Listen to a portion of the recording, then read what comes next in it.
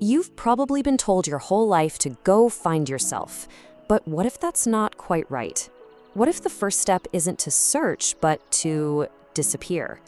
We're going to dive into a really provocative idea from the psychoanalyst Carl Jung, that to discover who you truly are, you first have to let go of the person you've been pretending to be.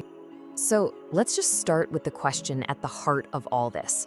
I mean, really think about it. Forget your job title, your role in your family, your social media profile. Just for a second, who are you when the audience is gone and the curtains are closed? The answer, or maybe the lack of an answer, is right where our story begins. Because for so many of us, life is, well, it's a performance. We're on a stage we never really chose, playing a role we definitely didn't write. So this first part of the journey is all about understanding that role, that kind of false self we put on for the world every single day. And look, this identity isn't something we create to be fake on purpose. It's kind of handed to us, you know? It's like a costume stitched together from our parents' hopes, society's rules, and all these unspoken expectations we just soak up.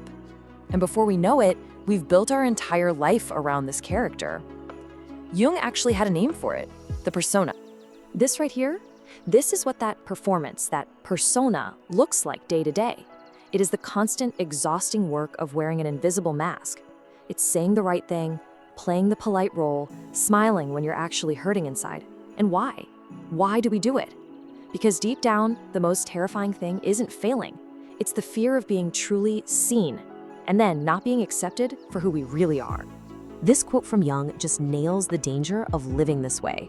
What he's saying is, if we don't look at these hidden scripts, these patterns and fears we inherited, they're gonna run our lives for us, completely on autopilot.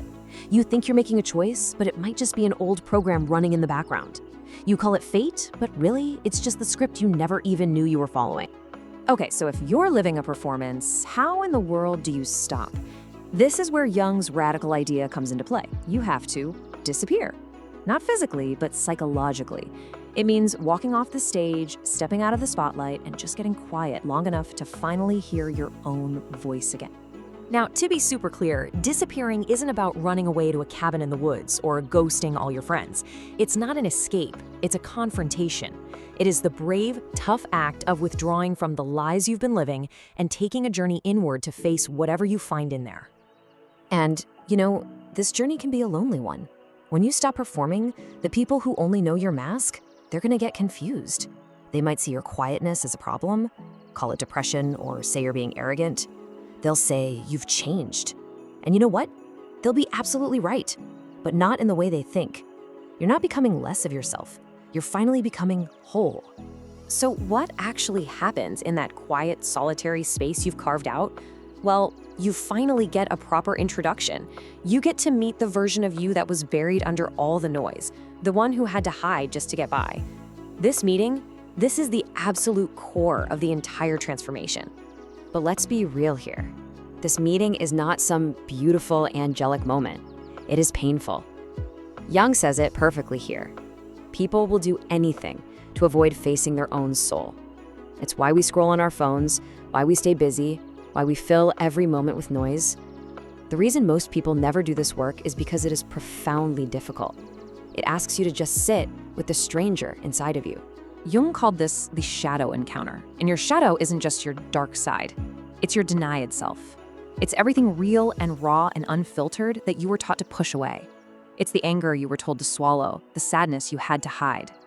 And in this disappearance, your shadow finally turns to you and asks, okay, are you gonna see me now? This confrontation demands one thing, that you don't run this time. You just stay. You sit with the uncomfortable feelings. You acknowledge the parts you've denied. You have to allow yourself to break a little. Because it's in that breaking that you start to remember that being whole isn't about being perfect. It's about being fully, messily human. So after the breaking comes the rebuilding. But listen, you're not just patching up the old character. No, you're building someone new from the ground up with a totally different set of blueprints. This time, they're based on your internal truth, not on external pressure. This is what you're tearing down. This is the old self, the persona that ran on fear and was absolutely addicted to getting approval from other people. Its identity was borrowed, and its entire sense of worth depended on how well it performed. It was honestly a house of cards. And then, from the ashes, something new starts to rise. a self that operates from a place of truth, a self that generates its own worth from the inside and builds from a place of quiet stillness. This new self, it doesn't speak just to be liked. It speaks to be honest. This is a structure built on solid rock. In the rebuilding process, it's guided by these deep, transformative questions. Who am I when I'm not being useful to somebody? Or what do I actually value if no one is patting me on the back for it? These are not just casual thoughts. These are the kinds of questions that break you and remake you. Answering them honestly is how you lay the foundation for a life that is truly 100% your own. Okay, so you've disappeared, you've faced yourself, you've rebuilt. Now comes the final act, the return. But this isn't about going back to your old life. It's about bringing a completely new presence into the world. This is the secret nobody really talks about. The old world is still there. It's just as noisy. It's still full of performers. But you don't belong to it in the same way anymore. You walk into the same rooms, but you walk in as a different person. Your performance is over. Your presence has begun. What you come back with is this powerful, quiet quality. You could call it a kind of spiritual gravity. People can feel it before you even say a word. Your stillness is actually intimidating to people who live in chaos. Your peace makes them face their own anxiety. You just don't need the spotlight anymore because you finally found the light inside. And this, right here, is the ultimate reward for that whole brutal journey. You become incorruptible. The old you said yes to survive. The new you says no to stay real.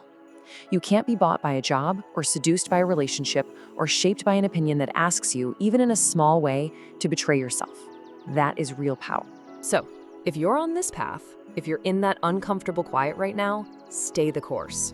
Because the person who emerges from that disappearance isn't just someone who found themselves, no. They're someone who has built a core so solid, so true, that they can never really be lost again. And that is a power the world might not understand, but it will never, ever be able to ignore.